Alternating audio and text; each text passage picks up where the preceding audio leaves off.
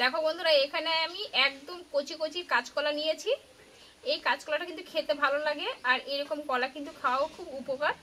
আর এখানে নিয়েছি 1 চামচ মতো পাঁচফোড়ন। এই পাঁচফোড়নটা হচ্ছে মেন মশলা বন্ধুরা, এটা দিয়ে তোমাদের আজকে এই রেসিপিটা বানিয়ে দেখাবো।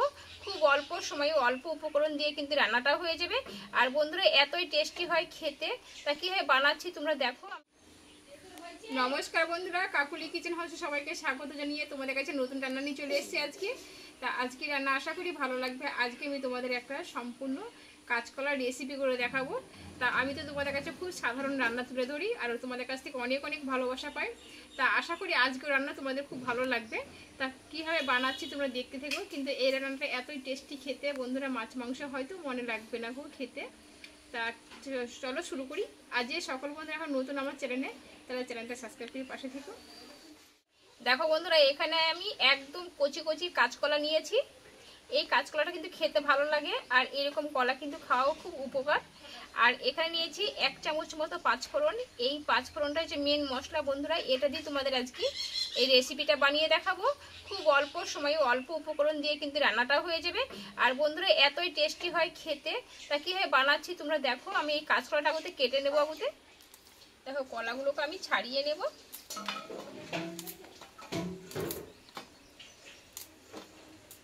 আর একদম খুব কচি কচি বন্ধুরা, কলাগুলো কিন্তু দেখলে তোমরা বুঝতে পারবে।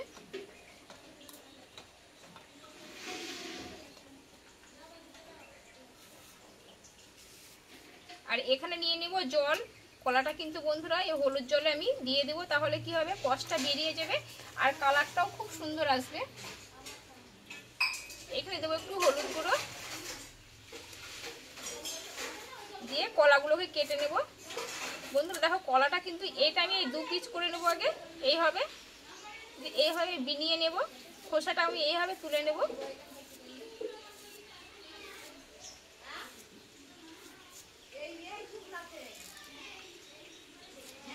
দেখো এই কলাটা আমি এইভাবে কিন্তু পিস করে নেব, 4 পিস কিন্তু করব।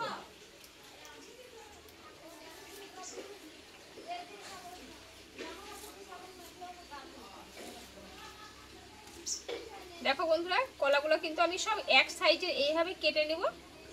আগে কলাগুলো সম্পূর্ণ কেটে নিই বন্ধুরা।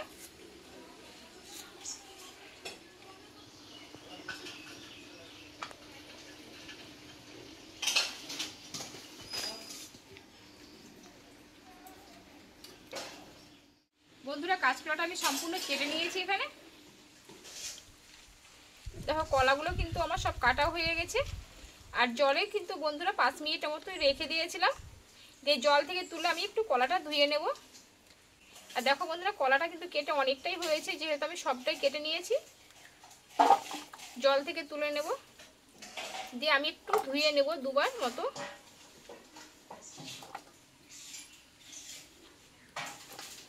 দেখো বন্ধুরা কষটা কিন্তু বেরিয়ে গেছে কলার। দেখো নোংরাটা কিন্তু সম্পূর্ণ বেরিয়ে গেছে। দেখো বন্ধুরা উনুনটা ধরিয়ে নিলাম, এই রান্নাটা আমি শুরু করব। দেখো বন্ধুরা কড়াটা কিন্তু গরম করে নিয়েছি। আর এখানে আমি 1 চামচ পাঁচফোড়ন নিয়েছিলাম, তার মধ্যে আমি কিন্তু 1/2 চামচ নিয়েছি। 1/2 চামচটা আমি একটু হালকা করে ভেজে নেব, আর 1/2 চামচটা আমি পরে কাজে লাগাবো। এইটা আমি একটু হালকাভাবে ভেজে নেব। আর এখানে কালো জিরের ভাগটা বন্ধুরা আমি বেশি দিয়েছি, তাহলে কি হয় একটু খেতে ভালো লাগবে বলে।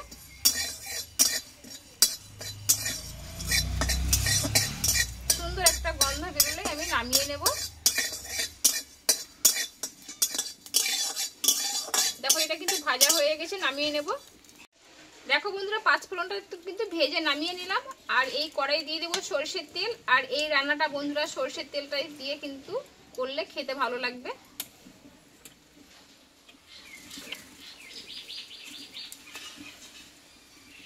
দেখো তেলটা কিন্তু গরম হয়ে গেছে। আর এখানে আমি 1/2 চামচ মতো পাঁচফোড়ন রেখে দিয়েছিলাম, দিয়ে দেবো।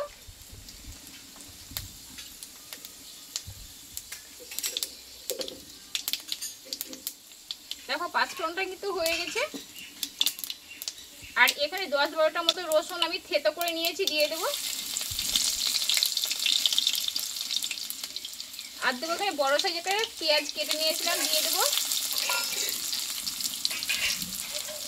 আর দেবো কিছুটা কাঁচা লঙ্কা চেরা দিয়ে এইটা একটু ভালোভাবে একটু ভেজে নেব।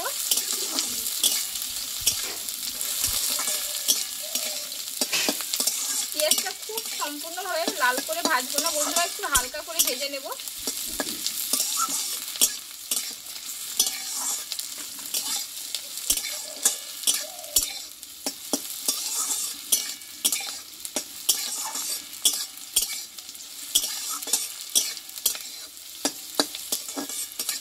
দেখো হালকা করে কিন্তু ভাজা হয়ে গেছে রসুন পেঁয়াজ আর কাঁচা লঙ্কাটা। এইবারে কেটে রাখা কাঁচা কলাটা আমি দিয়ে দেব।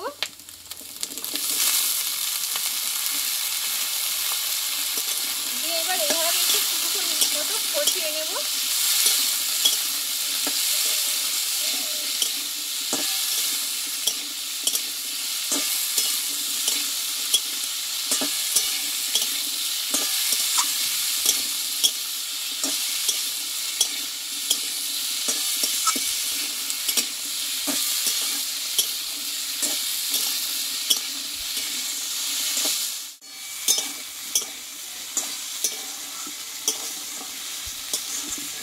দেখো বন্ধুরা এখানে কিন্তু কাঁচকলাটা আমি কিছুক্ষণ ভালোভাবে কষিয়ে নিয়েছি। আর এই রান্নাটা কিন্তু খুব সিম্পলভাবে বন্ধুরা অল্প সময়ের মধ্যে হয়ে যাবে। দেখো কিছুক্ষণ কষিয়ে নিয়েছি। এবার কিছু এখানে উপকরণ আমি দেবো 1/2 চামচ মতো জিরে গুঁড়ো, আর দেবো স্বাদ মতো লবণ, আর দেবো হলুদ গুঁড়ো। আর এখানে নিয়েছি একটা টমেটোর আমি অর্ধেকটা নিয়েছি দিয়ে দেবো। এবার আরও কিছুক্ষণ আমি নাড়াচাড়া করে নেব।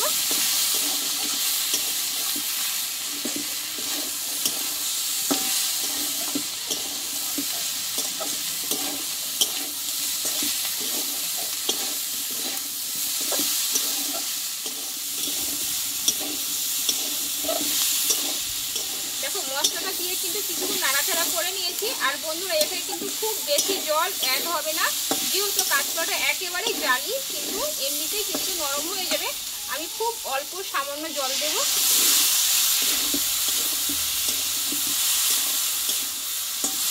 দেখো জলটা আমি দিয়ে একটু মাখো করে নিয়েছি।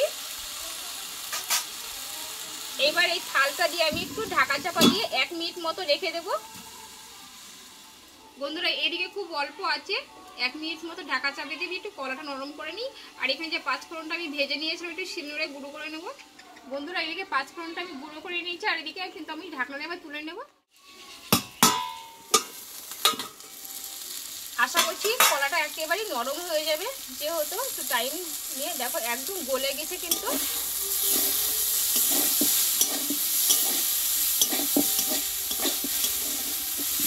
আর সুন্দর একটা বন্ধুরা গন্ধও বেরিয়েছে। আমি এটা কিছুক্ষণ ধরে আমি একটু ভেজে নেবো এইভাবে।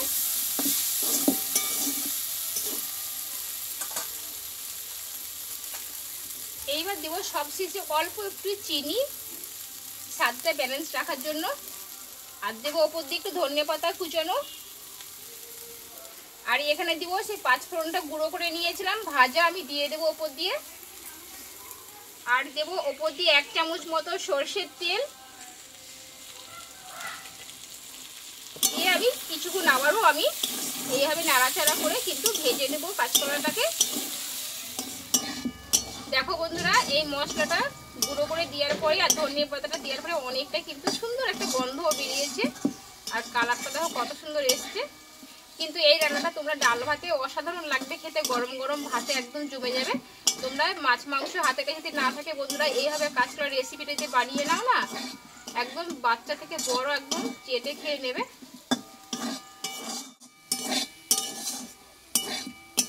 আর বন্ধুরা আমি কিন্তু এই রান্নাটায় কাঁচা লঙ্কাটা বেশি ব্যবহার করেছি খেতে একটু ভালো লাগবে বলে। আর যাদের বাড়িতে বাচ্চা আছে তারা কিন্তু কাঁচা লঙ্কাটা খুব অল্প কিন্তু দিতে পারো ঝালটা। দেখো আমি কিছুক্ষণ ধরে কিন্তু কাঁচকলাটা এইভাবে ভেজে নিয়েছি। আমার কিন্তু পুরোপুরি কিন্তু রান্নাটা রেডি হয়ে গেছে। এবার নামিয়ে নেব। দেখো বন্ধুরা এখানে কিন্তু আমার রান্নাটা হয়ে গেল। আর এখানে তোমাদের একটা টিপস বলে দিই, এই কাঁচকলাটা ভাজা এইভাবে রান্না করলে কিন্তু তোমরা এখানে আলু ব্যবহার করতে পারো, তবুও কিন্তু খেতে ভালো লাগবে। আছে, কিন্তু হাতে সময় নিয়ে আমি কিন্তু ভেজে নিয়েছি। এবার নামিয়ে নেব।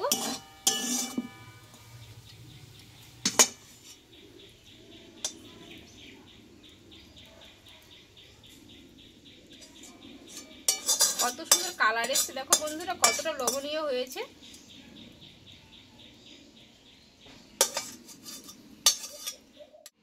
বন্ধুরা তাহলে কাঁচকলার রেসিপিটা আমার হয়ে গেল। আর কাঁচকলার কিন্তু অনেক রকমই রেসিপি করে খাওয়া যায়, কিন্তু একবার এইভাবে বানিয়ে দেখো, আশা করি ভালো লাগবে। আর আমি যেহেতু এটা মানে রসুন আর পেঁয়াজ দিয়ে করেছি, আর যারা নিরামিষ খাও কিন্তু রসুন পেঁয়াজটা স্কিপ করতে পারো, এমনি করলেও কিন্তু খেতে ভালো লাগবে। তো আমার কাঁচকলার রেসিপিটা তোমাদের কেমন লেগেছে অবশ্যই কমেন্ট করে জানাবে। যদি ভালো লাগে লাইক করেও দিও, আর বন্ধুদের সঙ্গে শেয়ার করে নিও। আর এইভাবেই আমার নিত্য নতুন রেসিপিগুলো দেখতে থেকো। তোমাদের কাছে আবার অন্য কোনো নতুন রেসিপিতে দেখা হচ্ছে। তোমরা ভালো থেকো, সুস্থ থেকো।